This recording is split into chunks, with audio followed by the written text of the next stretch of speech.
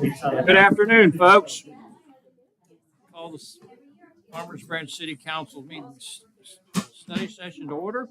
The time is 4 p.m. The date is Tuesday, March the 7th. First item on there is to discuss regular agenda items. Council, have any questions about the regular agenda items this afternoon? I don't have anything, Mayor. Michael? I'm good today. Thank you, Ben. Okay. Mrs. Burton?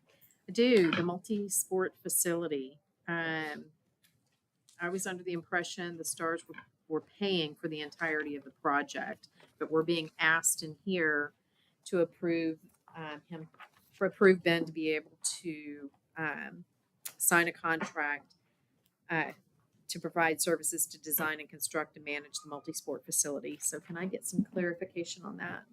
Yes, Alison Cook. So I can clarify. So in the summer, we had a staff member that was the project manager, because since it's a city building, we have to have somebody from staff or a consultant manage the project for us. And so at that time, we had someone chosen. That has changed, and so we had to go get a consultant to do that job. Fair enough. Questions, comments? The cost of that is increased over what we originally were going to pay. And so the money for the consultant is coming from where?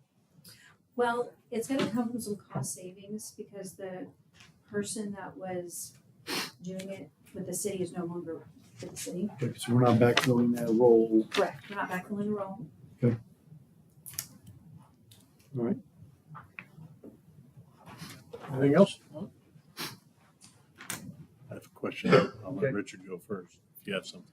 I do have a number of questions on the regular agenda, all of which we'll discuss downstairs. I understand we're having a session. So in that regard, good. I do have some questions on the consent agenda item. Okay, We'll go through that now. sure. So just for clarification, 22-262 is, there's a new provision in repair and replacement of sections of a fence. If you repair or replace less than 20 feet of a fence in 1 year, that does not require a permit. Danielle. The building official, that is correct. Currently, the code is silent on how much you can do in what kind of time frame. So it could have been 20 foot in 1 month or 20 foot in the life of the fence. So we want to go and clarify that you can do up to 20 feet within a calendar year, and that would not require a permit. Okay, so the rumor is that I could replace one panel at a time of my fence, and as long as I did that, I wasn't replacing my entire fence, like pull the whole fence out, put a whole new fence in, but pull one section down, put one up, pull one down, put another one up. In the past, the rumor is that didn't require a permit. It seems to me this particular provision is designed to address that. Yes. Okay, all right. There's a couple of drafting questions I had. 22-263C. Let me go to that.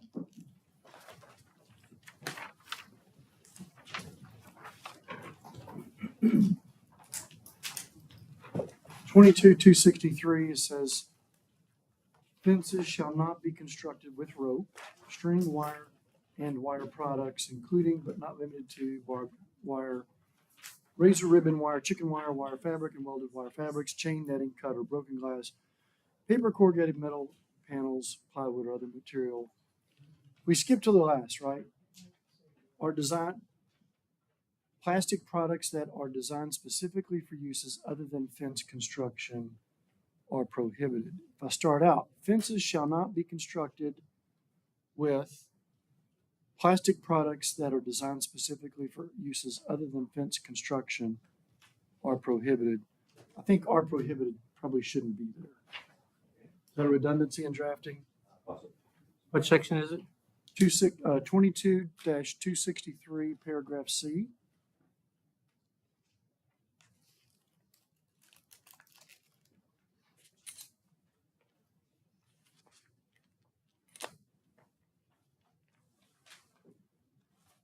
And then we have this, Or wood, metal, or plastic products that are not used other than fence construction are prohibited.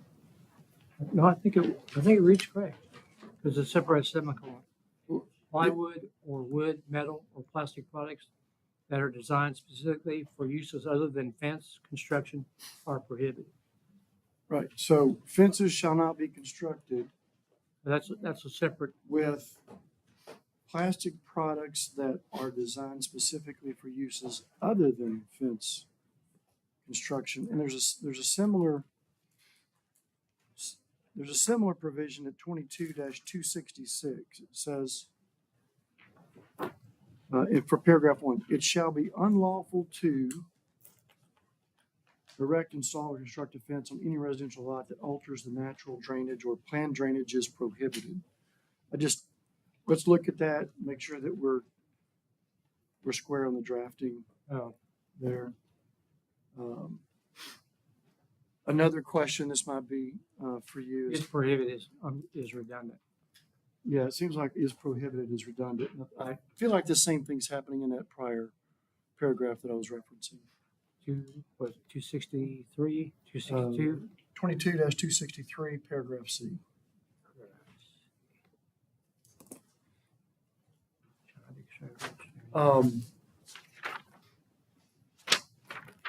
Part of 22-266 is you can't construct a fence that obstructs the vision of motor vehicle drivers approaching any street or alley intersection.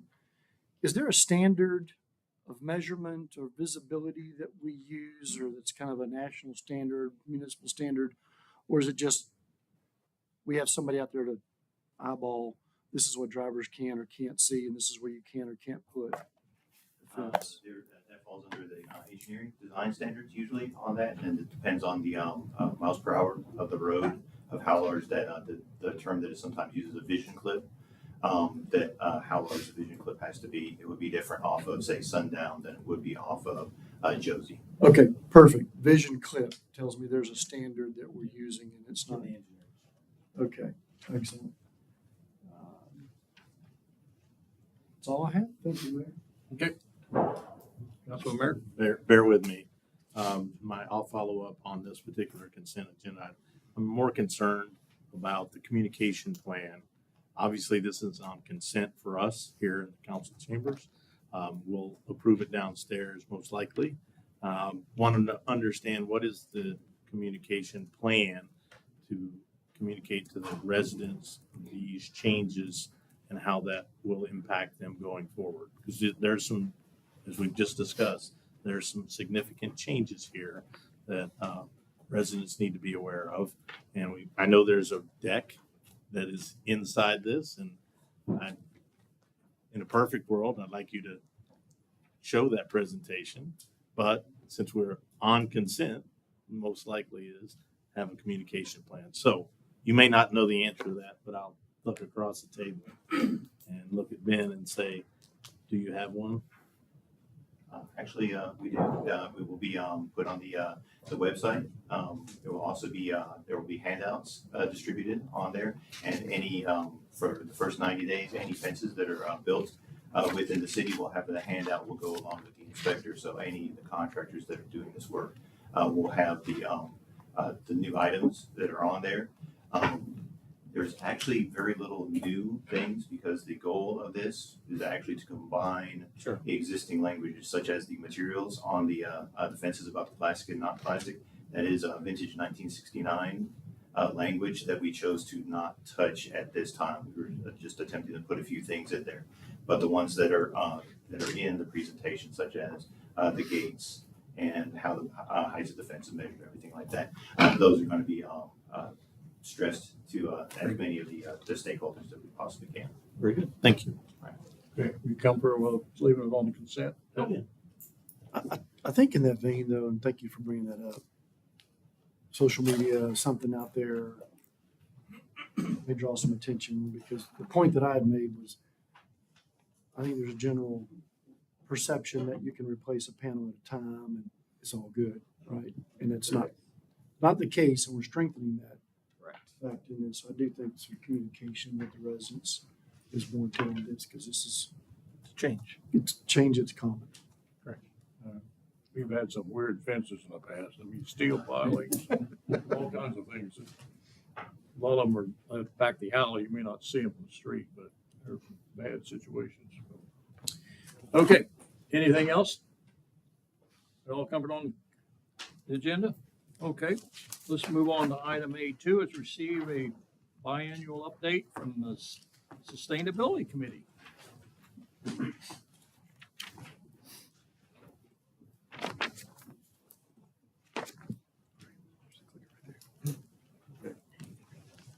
Okay.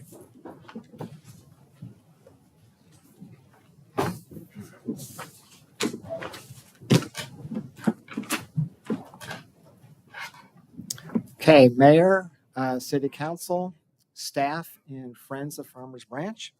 My name is Joseph Regal. I'm the chair for the Sustainability Committee, and this is our biannual update.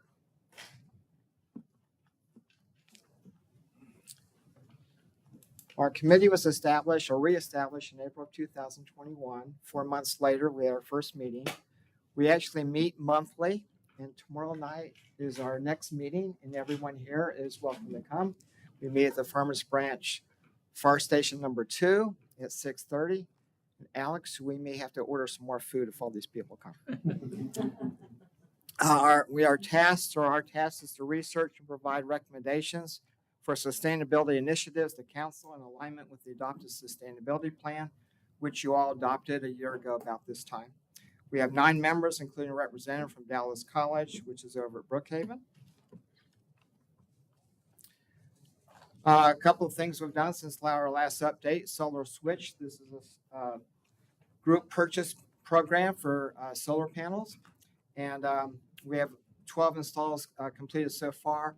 And it's a bulk purchase, so you can reduce costs for that, and it's easier for installation.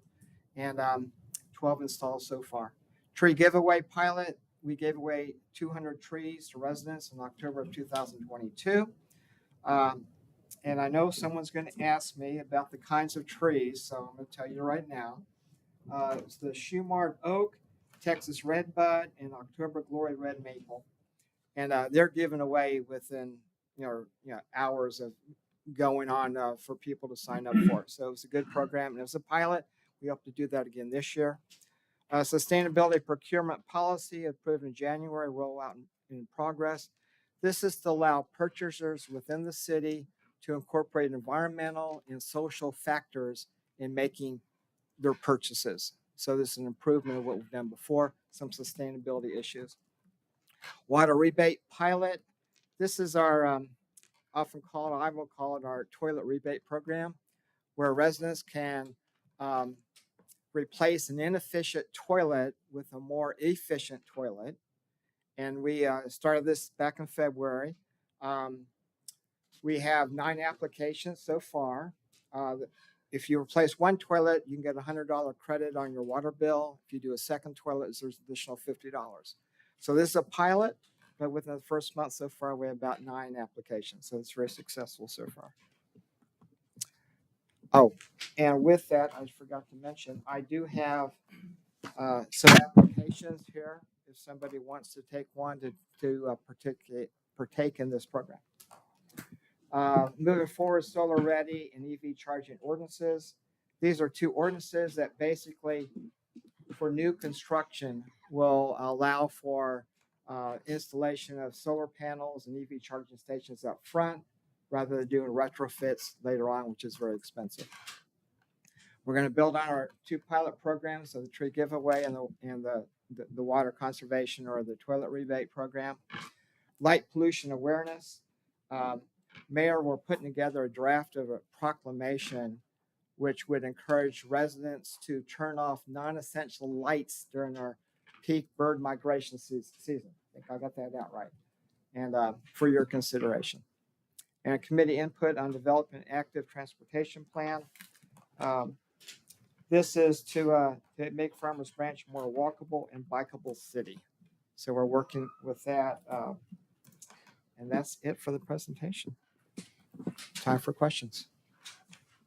Council, questions? Have questions? Thank you, Joseph. If you could go back one slide. The committee input on developing an active transportation plan, you were talking about walkability in our city. Is the sustainability committee coordinating with our comprehensive plan, planning and zoning folks? Because I know there's a lot of discussion around the same topic Right. in the comprehensive plan. I'm going to ask Alex to answer that. Yes, Alex Formica, Sustainability Manager. So we do have a member from the Sustainability Committee that's on the Stakeholder Advisory Group for the comprehensive plan. And this active transportation plan will act as an update to our Trail Master Plan. That was, I think, finished in 2015. So this is an update that's kind of looking beyond the large trails into sidewalk connectivity barriers that are making it unsafe for pedestrians or cyclists. And so the Sustainability Committee will be a chief group to get community input from that, since it aligns with so much of the sustainability plan goals. Great, thank you. Okay. Yeah, it's also part of the reason we waited this long to release the RFP, is we're waiting for the comprehensive plan to get further along. Gotcha. So we'll get dovetail and get a nice with what they're doing there, make sure it's in line. Very good. Okay, Great, I thank have you. a question about the light pollution of sustainability, and it goes to what you guys were talking about.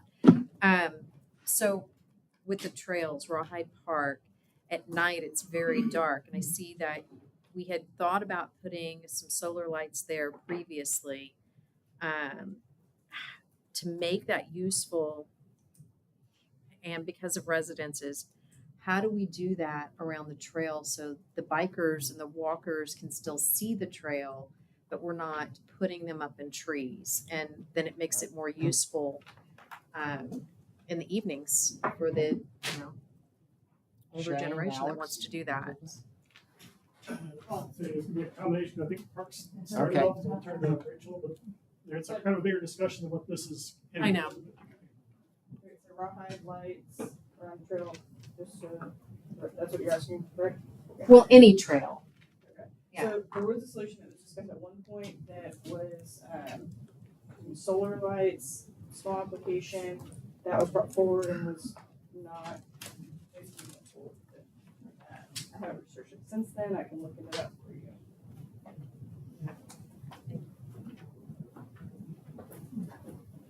Let me just add, we do have the, I think they're called uplighting or the moon lighting that were put up, just, I don't know, a year and a half ago or something. And I mean, that really sheds a lot of light on the trails, through Rawhide Park or walkers, bikers, whatever. And I know it's been very successful, and I know Charles Cox and I talked about it before when it was rolled out, and they changed it because then there are a lot of early morning joggers and runners, and so they weren't starting it till, I don't know, 7 or 8, so they've moved it up a little bit earlier, an hour or two earlier in the morning, the lights come back on. So I think it's been pretty successful from all the feedback I've had on it.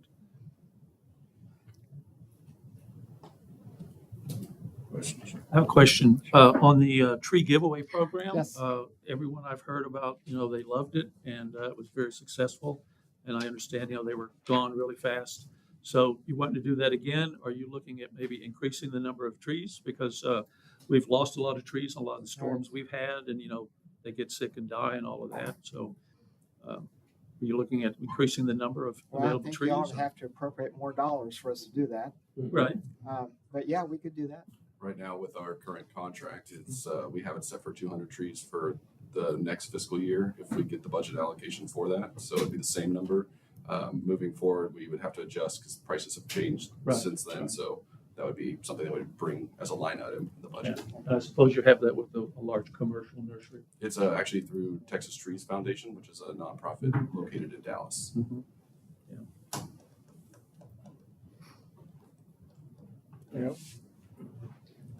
Mention to you folks, Ben and I have had some real superficial conversations about this, and nothing that's anything that's fun, but I would like to see us pursue doing things, we're recycling things with paper. And the pulp market fluctuates greatly, depending on, a lot of it is lumber prices and all those kind of things. Fiber pulp goes up, and when lumber prices and that type of stuff comes down, paper gets down to the point where it's very hard to get rid of it because is when it closes to the price of virgin fiber and things like that. Obviously, it's easier to use. It's a cleaner product. You don't have to go through all the ups and downs of processing it. And that market fluctuates greatly right now. Lumber prices are high, pulp's high, and stuff, but that's not going to continue. We've seen over the years. I've been in the paper business for 40 years, and it fluctuates all over the place. But I think there is merit in us looking at seeing whether we do it with one of our contractors we do now with, or it's something we want to do ourselves. But right now, the biggest thing we have is tree trimmings, and I think we can process lots of undesirable secondary fiber with tree trimmings and grind it all up. And it's all cellulose fiber, it's all mulch. And what happens in so much of this stuff is particularly food grade papers where you have poly extrusion on the sheet. There's still some of this fluorocarbon Scotch band, if you want to call it, oil holdout barriers on food wrappers and things like that, paraffin, all those things. When you do that, that's not a recyclable type of paper.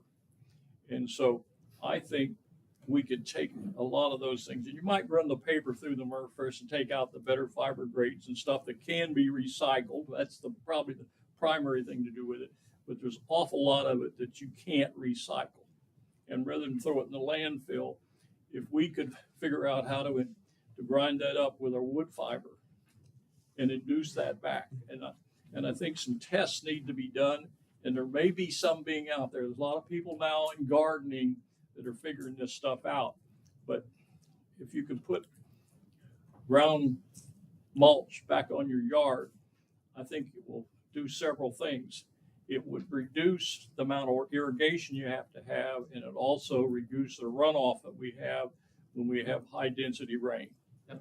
And these tests need to be done. I don't want to do anything that's just pie in the sky. I want proof that it works to do that. And so whether we can find some tests that's been done or have to do some tests ourselves to figure that out. But I think we could take a lot of the paper that ended up going into the landfill and put it back into a useful purpose of putting it back on yards and things like that. And this is going to be a long drawn process. This isn't going to be something that happened overnight. We've just done, where we do it ourselves or we contract with somebody to do it or whatever. But I think it's a common problem that all cities are going to face. If you go down to their MRF, there's just an awful lot of papers that can't be recycled. Paper mills like pre-consumer stuff, side trims off mill rolls, that's all clean stuff. It's neat to recycle, but the stuff that gets a lot of contaminants in it, oils and all those kind of things can't be recycled. And yet I think we could do some things to do that, reduce our landfill, help our soil, and also help some of the runoff problems we have on our yards. And, we even have the opportunity, if somebody would do that, whether we would stop maybe their water runoff fee for a year or something, some incentive to get people to do it. And so I think that's a part of it that it would behoove us to pursue. So it won't be done while I'm here, but I do have one question for Joseph. Joseph, you talked about the peak bird migration. Yes. Could you describe typically what that window is? Because I seem to recall it's March, April. Alex, you remember that? Right around April, so this would be kind of right around Earth Day, actually. certainly. Timing would work out. So like April 22nd to May 12th is kind of the peak migration range. Very good. Thank you for the clarification. Thank you for the presentation. All right. any other questions? Thank you, one, sir. I have one last comment about light related. This weekend, daylight savings time, move your clocks ahead an hour. Don't shoot the messenger. Thanks, Joseph. Okay, let's move on to A3. Discuss and provide direction regarding garage conversions with single-family residents and zoning districts.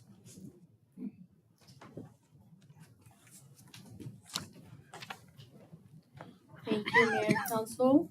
Good evening, everyone. Shrupa Sen, Deputy Director of Planning. And this presentation, we are going to tag team. So it's going to be the dream team. That's right. So what do we require right now for garage conversions or garages in general? So for single-family residential zoning districts, we require 2-car parking garages per dwelling unit, and that applies to townhomes as well as duplex lots as well. And the code also says you cannot convert the garages into living spaces unless another garage is built on that same lot to provide the same 2-car parking garage. It's a very standard requirement throughout the Metroplex and actually the rest of the cities in the US. However, we do see frequent requests, and that's where Ms. Summers will speak after this, for garage conversions. The reason being there are already multiple properties that do exist with converted garages, and there are 2 ways to look at it. There are some benefits to the homeowners, and there are, of course, some potential impacts. So garage conversions, the benefits, of course, it provides the additional living space to the homeowner and the property owner. It's a cost-effective and efficient solution, of course. Potential rental income, and I'll talk more about that on the next slide because, of course, in our zoning code, we have the pros and cons put in place where it's preventable. Extended family can stay together. It increases density without introducing apartment infill projects, and I can talk a bit more about that as well. And one more option for attainable housing, if we want to look at it that way. Potential impacts for garage conversions, if we want to allow them or if we want to consider them. It does reduce that 2 allotted off-street parking spaces per dwelling unit. That means more cars on the street, and as a result, probably more congestion on residential driveways and streets. Illegal conversions is a big issue. By illegal, we mean constructions or conversions done without permit or without the city's knowledge. And in those cases, if the work is done without permit, there is always a safety concern because if the work is not inspected and done without a permit, sometimes subpar constructions can happen. Going into a little bit more into the 2-car parking on street potential impact, loss of 2-car parking. Research have found, and I have added some research documents at the back of your packet or this item, what we see as a day-to-day experience in our neighborhoods that we live in as well as here is, even though that's a requirement for a parking garage, in many cases that are not actually used as parking garages, in many cases homeowners use those spaces already for storage. Also, the converted garages are rented out to non-family members, resulting in overcrowding and unsafe conditions. That's also a concern. However, our current zoning ordinance does prevent that because we do not allow a rental of any kind of accessory structures or dwelling units without approval of a specific use permit first. So that's preventable. These are some of the existing garage conversions that we took pictures, and as you can see, if they're done right, it's almost, you cannot tell where the original garage was from the street. However, as I hand it off to Ms. Summer, she can talk more about the other side of the story and what she has to deal with in terms of illegal conversions. And we can come to questions at the end, if that's okay. Thank you. Okay. Hello, City Council, Mayor. Danielle Summers, Director of Community Development. I have been with this department almost 7 years and started out with plan review. So I have very intimate experience with garage conversions and trying to figure out how to help our applicants and our residents get to a resolution, whether it was converted illegally or somebody wants to convert their garage. We run into this periodically. I don't know so much anymore since I don't do plan review, but I do know that it's probably, if you span it out, maybe once a week we might hear from somebody. We get a lot of people in here that have smaller homes that want to convert their garage. Their family's expanding, or they have a parent that needs care now. And a lot of people can't afford to add to their house, especially with the cost of construction nowadays. And so we get a lot of people in here begging and pleading about, why can't I convert my garage? It's my property. I can't afford to add space to it. I don't have any place to put a second garage. you know, what do I do? And unfortunately, it's my job to say, I'm sorry, this doesn't comply with code. You have to have a garage. When I come across people that have already converted their garage, a lot of times we don't know. A lot of them are really old. And how we come across them is sometimes through code enforcement. A lot of times it's because somebody's come in and they want to remodel their house and we see their floor plan. Well, what happened to your garage? And so we have to start doing research. You know, well, I don't know. It was like this when I bought it. 99% of the time, that's what I run into. It was like this when I bought it. What do you do now? It's a really hard thing to do. In the past, sometimes we would be, well, if you leave your house the way it is, you can't remodel it now. You can just leave it the way it is. Or, I'm sorry, you have to convert your garage back to garage parking space. Which is not a very happy thing to have to tell somebody, that, especially if they've already purchased the house that way. It was purchased that way. They didn't do it. We do try to find a permit, and believe me, I do a happy dance when I look in past records and I find a permit. They converted it legally before 1997. We did allow garage conversions with a permit in the ordinance. It changed in 1997 to where you had to build another garage. You could no longer convert them. So if I find them, then we can move on. They can add a carport. They can do whatever they want, add an addition. We can move on because they did what they were supposed to do. They got a permit. It's legal. If it's not legal, then you have to convert it back or you have to leave it the way it is kind of where we leave it right now. So we're asking for some kind of direction. This is really hard to do with people that have purchased their house this way. I mean, a lot of times it's buyer beware.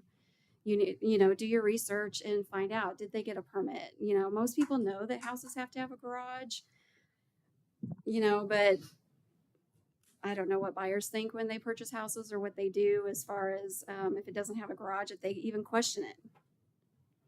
So for us, we're just looking, and I'm sorry, I'm not really reading my PowerPoint. I'm talking from my heart.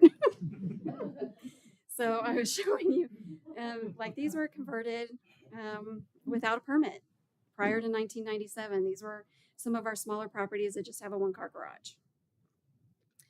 These ones were permitted, so these were allowed. Most people that you run into nowadays, they don't use their garage anymore.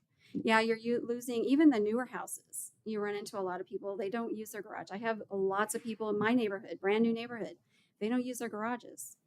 They use it for storage or a gym or whatever, and they still park on the street or in their driveway. So as a possible solution to make sure that they have their driveway and that's their parking. There are also a lot of properties in here too that we have that you can't even add a garage if you wanted to. You have to have a certain amount of room on each side of your property, and the smaller lots don't allow to have a driveway to be able to build your another garage in your backyard. Because you can't build them in your front yard. We have setbacks, and most of these houses are all the way up to their setback. And so a lot of properties don't even have the ability to build another garage.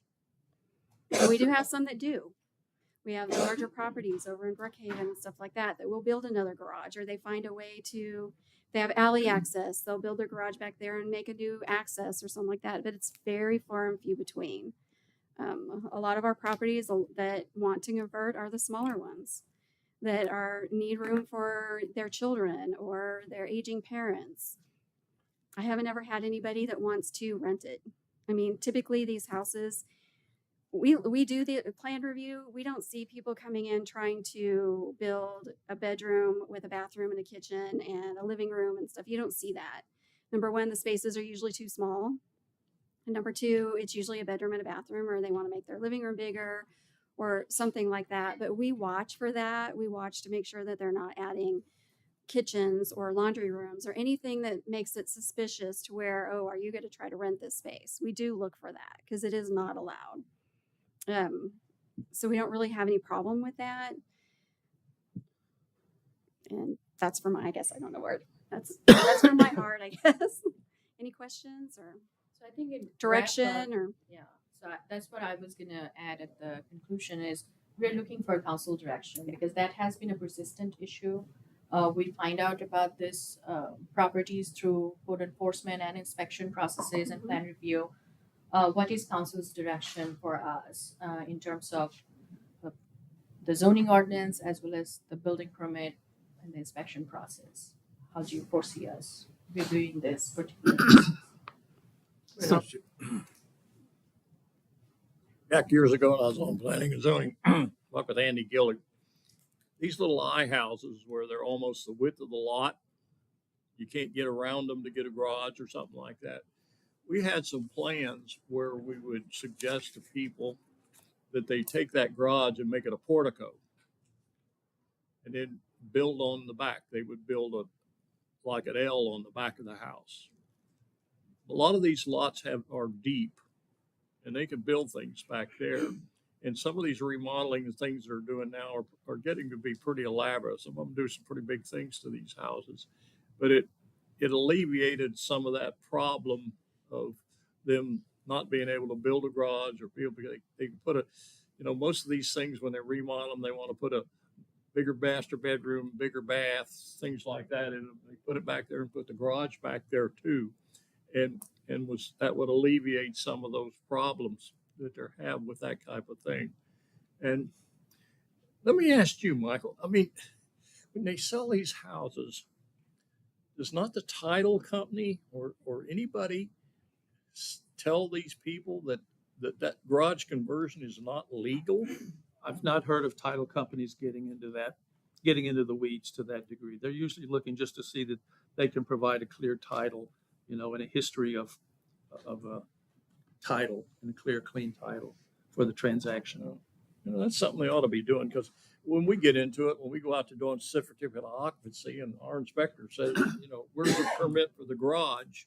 They've already bought the house usually, and then we end up, we're the villain, rather than letting people know up front that the garage is legal. And so, But in selling property, you come across this all the time. I mean, we see it all the time that someone has, the old electric box, Pacific Electric, that wouldn't pass code today, but they've had it for 40 years. And I'm talking about Farmers Branch and other cities, and, you'll talk to people say, well, we've lived here, it's been in the family for 60 years. We never had a problem. And I have to explain, well, it doesn't meet code. You're going to have to spend a couple $1,000 and, update it. And same thing with water heaters. I've gone in homes where they've moved the water heater to the garage and it's on the floor. It's not up on, it's got to be up depending on city ordinances, 18 inches or 24 inches, have a pan, etc. And I could go on. And it comes up as a problem a lot of times because, we know what the real estate market's like. So buyers are desperate to get a good property, and there's more demand than we have availability. And so people say, okay, they get their financing, this, that, and the other. They weren't outbid by a cash investor, so they buy the property, and then that's where things start. Well, it was like this when we bought it, and I've heard from a lot of residents, and I'm sure some others have heard this too, that people have rented a house here in Farmers Branch. I know of people, they've rented a house for 20 years. And then the owner said, well, you've been great tenants. We want to sell the house to you rather than just sell it on the market. And the renters are delighted, and it's obviously changes their whole financial future and that of their family. So they buy the property. And then, it gets into, all the regulations and what we didn't know, and it's been this way. So we've got to do something with this. And also just to the issue of the parking, you're absolutely right. When I lived overseas, people would always laugh. Well, how come you Americans never park cars in garage? You fill it with stuff from garage sales. And it's kind of true. But I have a lot of friends and neighbors throughout the city that have 2-car garages, and they've never parked a car in there. As you pointed out, Danielle, they've got a gym, they've got storage, they've got a workshop, hobby shop, what have you. And with the homes with 2-car garages, they usually can park 4 cars in the driveway. And I have neighbors that do that now, in different places in the city. And so they're not necessarily adding to parking on the street. But I think we've got to update this code, because it's almost 30 years old. And also just as our society has changed, people are living longer, much, much longer. And the whole idea of multi-generational housing where, people my age maybe are looking after elderly parents or something, and then they've got kids or grandkids. and someone gets ill, you don't want to put them in a nursing home that costs $4,000 or $5,000 a month. And there's just a whole lot of things involved there. Do we have any restrictions on the charger, the electric car chargers? Can they put that in the driveway, or is that required to be inside? Inside, isn't it? It's not required. I don't know about zoning. Code wise, it's not required. Yeah, usually just, I mean, you have an electric car, usually they just install it in the garage. Yeah, most of the time, I mean, the easiest thing to do for a residence is to install them in the garage or try to install them by your panel or something like that. We haven't really had a whole lot of residential requests for installation of car charging yet. It's probably coming. Right. Maybe we require them to put the charger inside. They have to put the car in there to charge it. I've only seen people put them inside the garages. Yeah. It also prevents the theft. So if there's no garage, Council comments? then, I have a couple of questions. Now, I would think most garages have a sloped floor. So that, I mean, they're normally designed so the floor is not level like you have in your house. It's at a slope. And so, you know, in enclosing a garage and making it living space, you've got to level the floor. And there can be some construction techniques that are undesirable in that. Accommodating, if it's a 2-car garage, you're talking about another 400 square feet. So is your air conditioning and heating system, can it handle an additional, 400 square feet on the same system? Now there has to be ductwork done, insulation. So I think that there's code that will need to be looked at to ensure that that's all done properly if we allow. Right. During plan review, like if we get something today, somebody's building a detached garage or something to be able to convert their garage. That is something they go through. You see variations. Some people will add, build up their floor with, wood 2x4s and stuff and build a wood floor on top of it, or there's different ways you can do it. You can build up your concrete.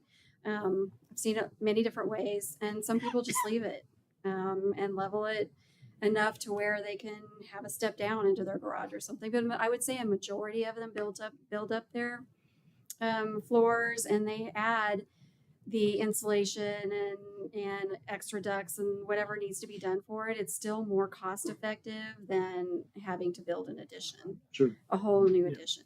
Sure. So So if they're storing a whole bunch of stuff in the garage or parking their cars on the street, we're not adding cars to the street if they enclose the garage, but now they got to find somewhere else to put all their stuff. right. Right. So, That's why we have storage businesses. And lots of them. well, unfortunately, we have a lot of people that use their driveways and backyards for outdoor storage, and those are additional code Right. enforcement Right. headaches as well. And so to me, it's a difficult subject. Right? It's certainly an indication of changing times, property values and construction costs, and multiple families living together. I think we're seeing that more today. It's a difficult decision, but either one of these, those don't look bad to me. If you go to the next slide, the other two didn't look bad to me at all. But if you go to the cover slide,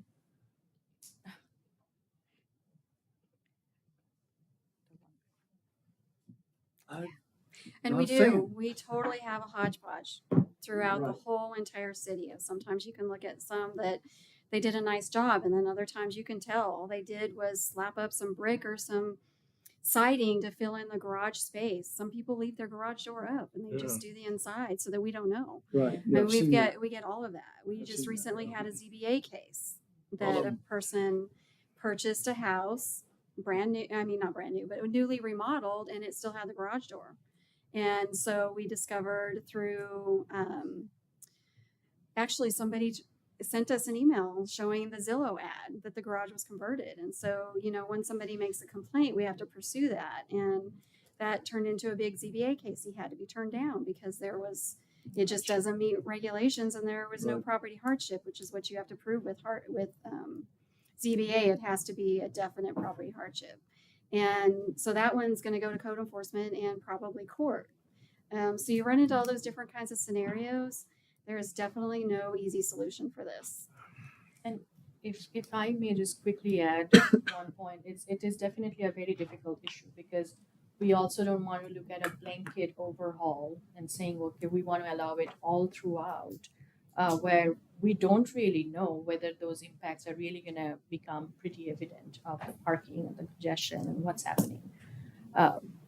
So in my opinion, if we do want to recognize that as an existing issue and we want to address that, we want to take it as a kind of a case by case, maybe start small and then see versus going citywide. That would be just Yeah. Yeah, don't because you know never that know I- what you're going to get either. You Yeah. know, one person may make theirs look beautiful and another person has less money, so it ends up like you said. the addresses that we pulled from our permit database, like some of the houses we saw, I mean, honestly, I could not even tell like where the original garage was. It was so well done. Right. So yes, there would always be the bad actors and there would always be the good customers Mhm. who will do a perfect job and will probably provide adequate amount of parking on their property itself. But you wouldn't know unless you open it up. I think requiring someone to build another garage today is probably a bit much. Maybe that worked years ago, but maybe that's a bit too much of a requirement. But I think that we need guardrails around how conversions are done and how they look when they're done, and how the home is accessed or not any longer differently. And sometimes you can convert a garage, like a front garage, and your front door, you can put your front door over here and completely change the facade of the home. But I do like the idea of maybe starting slow or case by case basis. So I think, just thinking about the long-term effect, I think, Sir Ripper, you have a great point in that if we just open up the floodgate and say everybody is permitted to now convert their garage, we're going to have a huge problem with overcrowding in the neighborhoods for vehicles, which is already a problem that we have. And so just in terms of what I'm comfortable with doing, in my head, I was thinking to myself, well, what are the different options, right?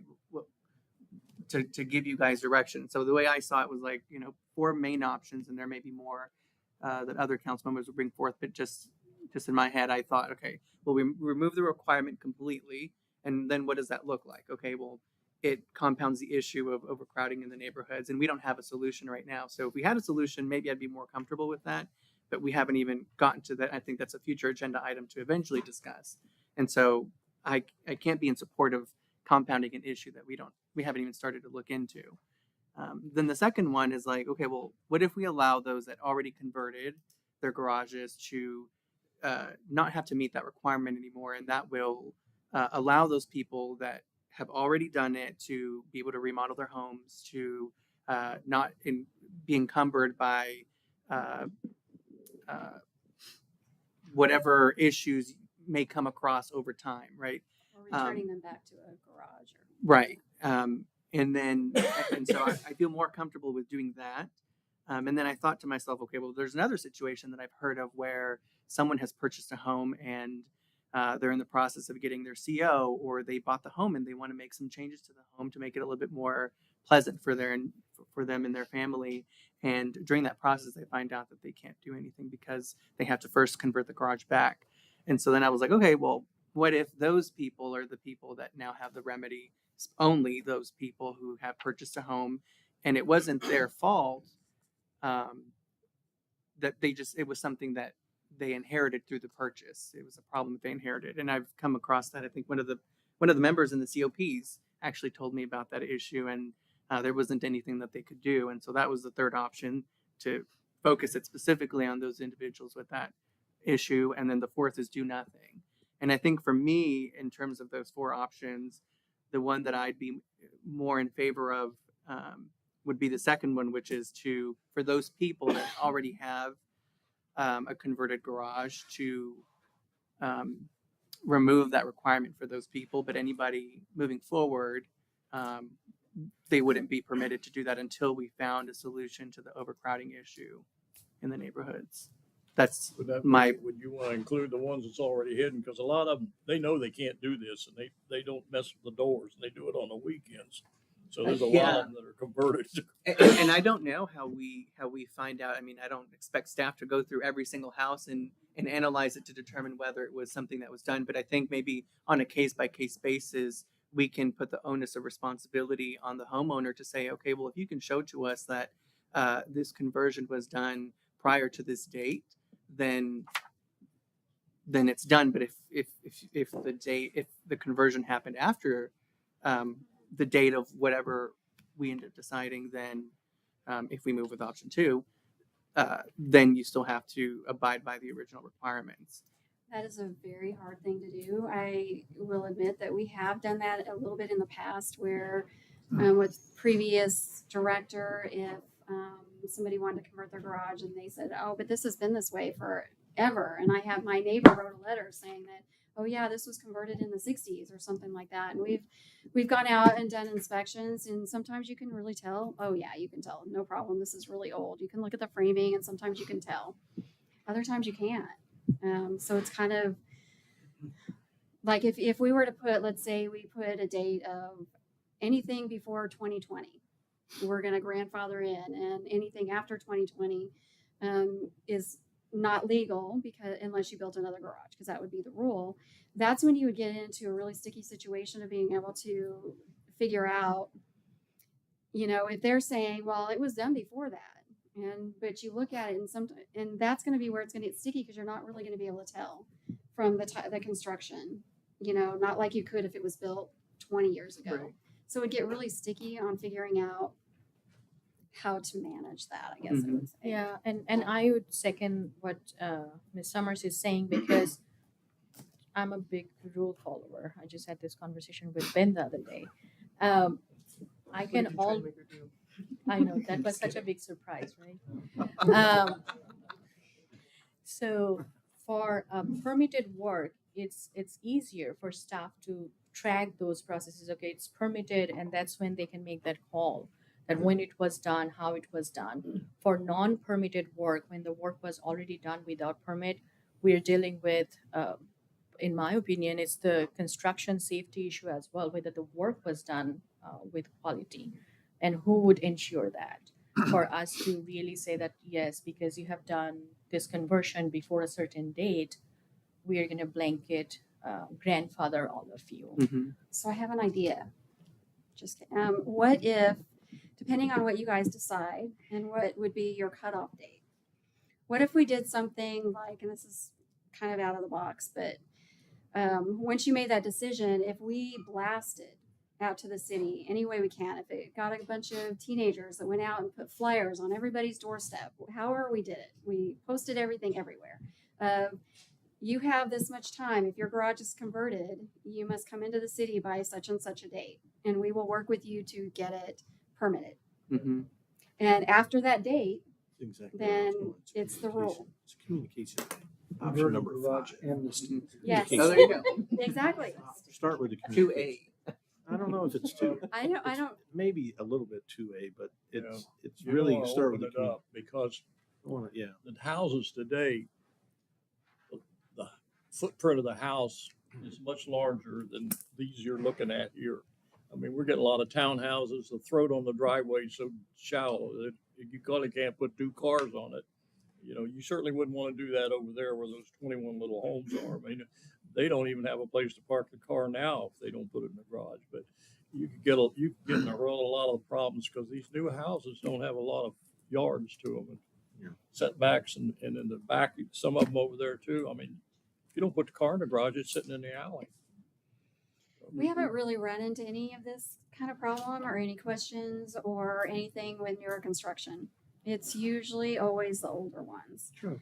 So, I mean, there's not really any kind of perfect answer to, unless we put possible amnesty of after anything before the state, we'll look at it. And if you still have parking, on-site parking, there's a possibility of giving you a permit to make your conversion legal. If we put some kind of requirement on that you have to have on-site parking a driveway with two To have parking your standard spaces or 20 something feet like that. driveway. Or you have the smaller houses that only have the single car garage. So those houses would only be required to have a single driveway. You know, we could put something on that stipulation so that it kind of helps with the townhomes and those smaller properties that, Yeah, I you think almost that need it's to a very tie complicated square footage issue, to it. like the older properties in the city, Those their round area. garages, which she had on her slide, their Mhm. garages weren't built Right. to the standard of the cars of today. They are big. And those garages weren't meant to fit the newer cars. Their driveways weren't designed to be like the 20 feet minimum driveway, like today's new homes. So those houses will always have that issue. So say that again, sir. The smaller homes with the single garages weren't designed to Fit today's bigger fit cars. today's, because I mean, How when those difficult? houses were built, we're talking about Lincoln Continentals that weighed the same as a jet airplane. They were But if you were driving a Lincoln Continental, you probably weren't living in Right. that house.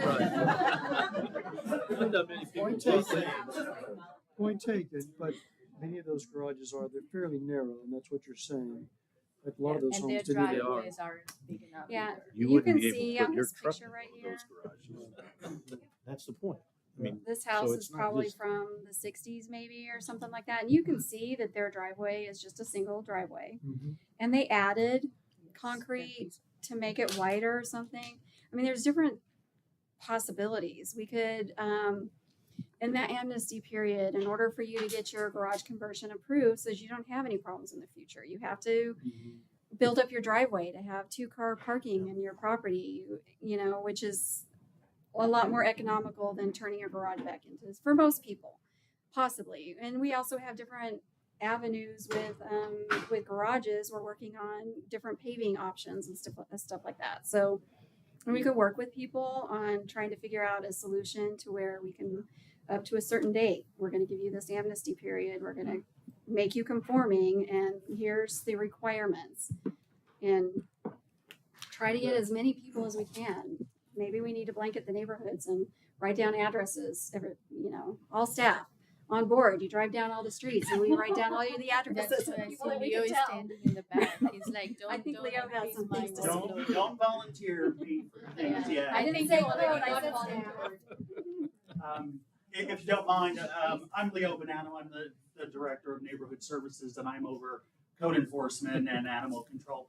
I've heard several things, Mr. Mayor and Mr. Roman, you mentioned it too, but the issue of folks buying these homes and then getting certificates of occupancy when the ownership changes, and then one of my officers goes in and inspects the home, and now they've discovered a converted garage that is not legal. And of course, the officer is now the bad guy or bad gal and says, you just moved to town. I'm so sorry, but you have to drop 10 grand to convert this back to a garage. Every officer hates to do that. We all hate it. And so what I wanted to make sure you all know, because it's a fairly new program, is when we do CO inspections, we will go out and inspect a home while it's still for sale before the closing happens. We didn't always do that, but we started it about a year and a half ago, 2 years ago.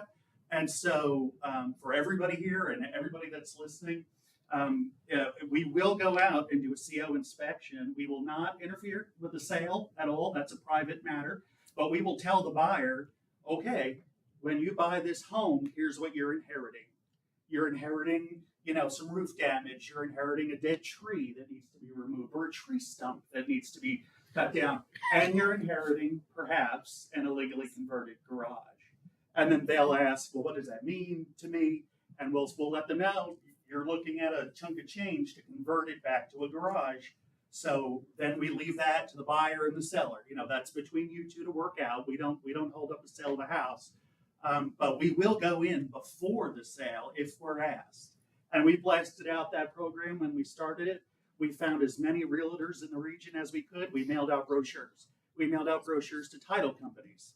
There are some downstairs. We announced it as far and wide as we could, because the officers end up being the bad guys in this. They have to tell folks, you just bought a house and now here's the bad news. So we created that about a year and a half ago, and it is successful when people ask for the service.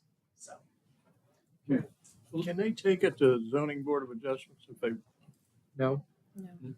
That they can take it, like in this particular case, which Danielle mentioned, I ordered someone to convert a garage back to, and we've seen this with flippers too.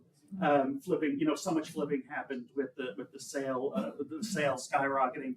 So a flipper will buy a home, quickly convert the garage into a living space, and then sell the house and stick the new owner with that nightmare. And of course, that's not all that some flippers do.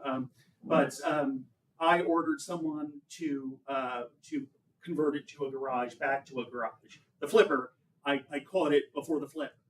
And so I ordered the flipper, you have to convert that garage back to the way it was. And they refused. So we did give them the option, if you want to appeal my instructions, you can go to the ZBA. And that's the case that Danielle was describing. The ZBA said, there's no hardship here. You bought this house. This is the way it is. So, I'm not saying you can't sell your home because that's what he's trying to do. But we all know about the illegal work now, which means if you unload this house onto an unknowing buyer, you're opening yourself up to liability when they find out that they've got to convert the garage back. So can they go to the ZBA? Yes, we've had that happen already. Will they be successful? Most likely not. Pete, can we change what they do? As far as ability to okay some of these, or No, not unless we come up with, not through the normal ZBA process, unless we come up with some kind of process to validate, for example, legally converted garages. And because as they explained, it's going to be a nightmare. So I guess you could have, we're taking registration, come in and register your illegally converted garage. And then we can inspect it, see whether health safety, life safety, it's okay, assuming you want to do something like that. And then those properties would be exempt from requirement to convert them. They have 2-car garages and they could somehow expand the house. I'm not sure why people can't construct up, add a second story, go people are above doing that too. Go above the garage. I know it's expensive, but there are ways you can increase the living space of a house without, converting the garage. Converting a garage is usually very easy, very inexpensive, and fast to do, and it all contributes to the parking. We've spent many a night here complaining about parking on the streets with council members before y'all about how to address it. And when you eliminate those parking garages, you're going to force more vehicles on the street, and then you're going to have to deal with that. And there's not much you can do to solve those problems unless streets are not going to get any wider. And, you're going to prohibit parking, but still, if you have restrictions on parking, there's still a limited amount of space out on the street for people to park, and you have multiple cars per dwelling unit. It's going to be a problem. And so the only other thing is that in these neighborhoods that the lots, they need to combine the lots so they have a larger building area in which they can have a nice house and a 2-car garage. And this is the same kind of problem that occurs in Southwest Richardson and a lot of communities that have older parts of town where smaller houses were built, and it's difficult because you have this desire to provide affordable housing. You want to provide safety. You don't want to have parking congestion, and you want to help people. But you're going to have to balance all that out and figure out what's the best policy for the city. Okay. There's no easy solution there. I know, we picked it all around. Is there anything you want to give staff and directions to come back and study or further studying on it? I think personally, I think the option that you mentioned, where we send out a blast communication out to the residents and have them come and register, I think that would be the best temporary solution until one day we find a solution to the overcrowding, and then maybe we can open it up to everybody else. But I think for now, that's the only thing that I'd be comfortable with doing. In connection, let me add, we might have a temporary moratorium. So you come in and register and it's an illegal one, we could have a moratorium for a limited period of time that we'll seek not to enforce that. Doesn't mean that you won't, but for that time, limited period, while you, maybe you study it, we'll have I like that Especially if idea. an you want to- executive or a legislative temporary suspension of the enforcement of that provision during the study period before you decide what you want to do. Is that something? Because if you make it final, then you're going to get the results. You may not like Well, those and my results. concern is, even if we, give this leeway and then there's a moratorium with it, there's still going to be the scenarios. They just aren't safe and don't meet code.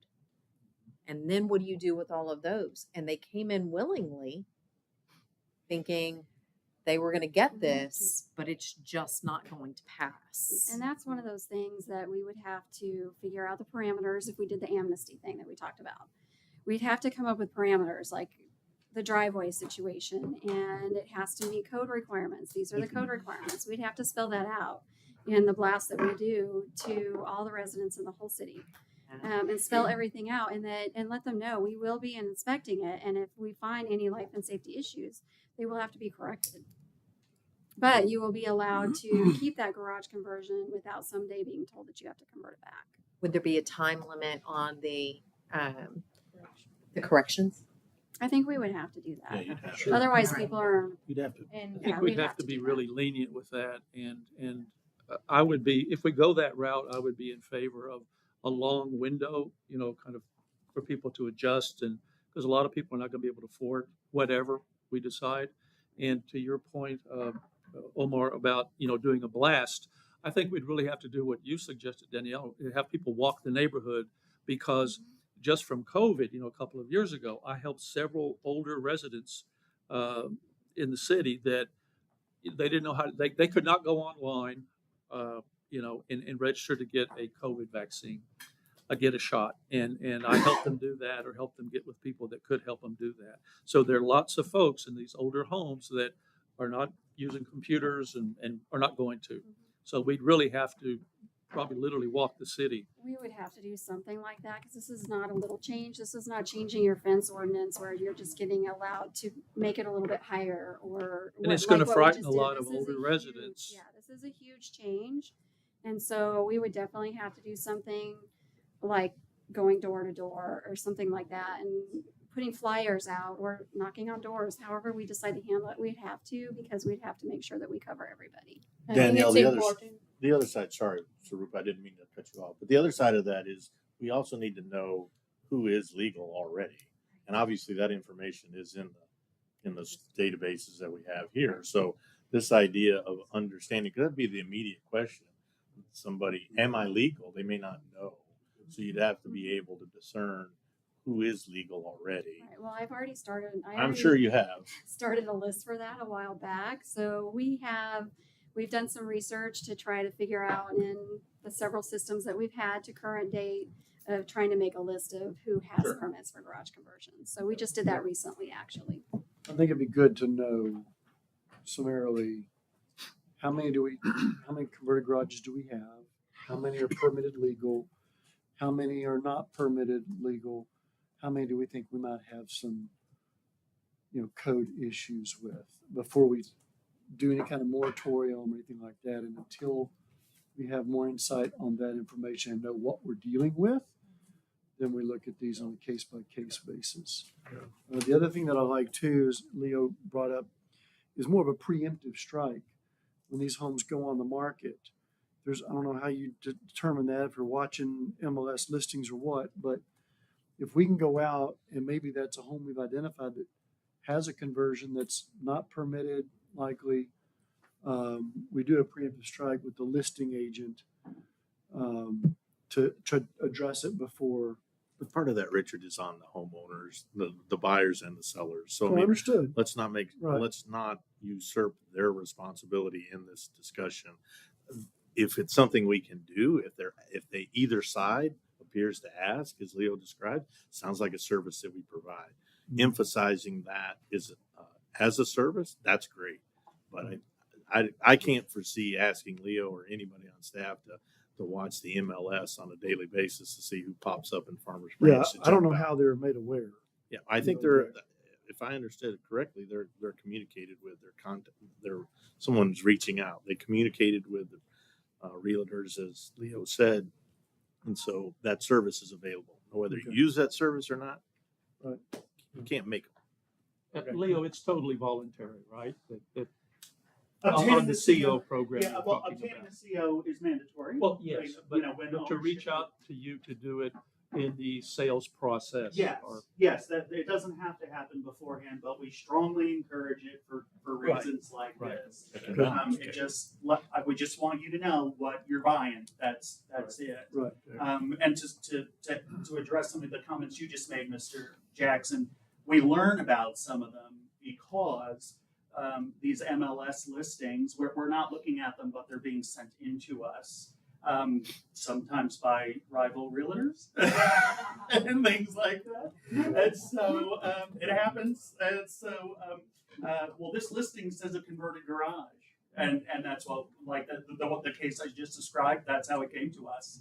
It went to the city manager's office. I believe it went to Charles Cox, and then it flowed its way downhill. And so, so folks are seeing it. How come they have a converted garage and I can't have one? You know, things like that. So these are getting reported to us because obviously they're invisible from the road. But Gotcha. that's how we learn a few of them. Okay. So. Okay. All right. Thank you. Well, we're gonna have to move on.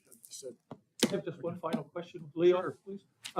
As one of the realtors who met with you when we were talking about Yes. establishing this program, now that it has been established 1.5, 2 years ago, how successful has it been? I mean, how many people contact you in that sales process to come out and look at their property? Because buyers are always going to have an inspector anyway. Right. So I would it's an educational thing too, to get people to be heard. Right. We try, when folks call and ask general questions and we get the sense they're buying or selling, we let them know right there. We'll come out and check the house before you buy it. You know, we just throw it out there as much as we can. But I don't think it's widely being taken advantage of. We're doing dozens of CO inspections a week. Like I said, every time a tenant changes or an owner changes, you have to get a new CO. But they're almost always after the fact. So unfortunately, I think it could be utilized more. Folks just aren't thinking about it. So. I'd like to talk to you more about it later. Sure. Okay. Thank you. So can I recap for just a second? If I understand a little bit of the direction. You want us to come back to, let's say, maybe next month or something, give us a little time with maybe a listing of what we can gather of permitted garage conversions. And then if we can spend some time figuring out whether we drive the neighborhoods or however we figure it out, Google Maps or something, of down streets, and we can come up with a ballpark of converted houses that we can see from visible from the streets. Come back with that number. And then maybe we come back with an idea of, if we do this amnesty, this is possibly what we would look for, like the garage, like the driveways and different rules that we could propose. That, you know, if we did this, this is what we would like to see in that policy. Does that sound? Yeah. Sounds what you're good. looking Yeah, for? why don't we- You have to Yeah. have those parameters that you described. What would be the moratorium type on, or maybe the allotment period to make those upgrades? Those type of things would be baked into that. And then obviously, as we talked previously on another matter, and on this one as well, the communication plan. How do we expect to deliver that? It should be multi-channel, and I suspect that it will be, but all of those things would be asked for. All right. Thank you. Appreciate it. Okay. Last item is discuss any future agenda items. Anybody have anything that's burning that they need to?